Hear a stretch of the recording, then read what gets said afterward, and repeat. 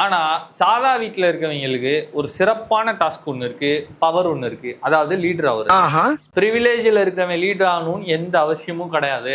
சாதாரண ஆள்ல இருந்தா ஒரு லீடர் வரணும் அப்படின்னு ஒரு உயர்ந்த தத்துவத்தை இந்த பிக் பாஸ் வீடு உலகத்துக்கு சொல்ல வருது அப்படின்னு நமக்கு நாமே புரிஞ்சுக்கிருவோம்.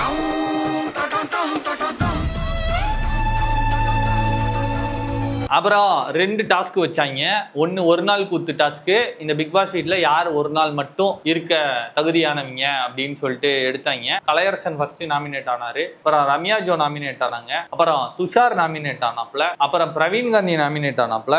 என் தலைவன் வாட்டர் மெலன் ஸ்டாரும் நாமினேட் ஆனா. பிக் பாஸ் வீட்ல இந்த முத நாள்ல திவாகரோட 2 இன்டென்ஸான ஆக்டிங் பெர்ஃபார்மன்ஸ் வந்து நடந்துச்சு. ஒன்னு பாத்ரூம் வெளியே கட்டின துண்டோட சோப்போட நின்று விஜய் சேதுபதி மாதிரி பண்றேன் அப்படின்னு சொல்லி வில்லத்தனமா ஒண்ணு பண்ணாப்ல. பயங்கர பயமா இருந்துச்சு.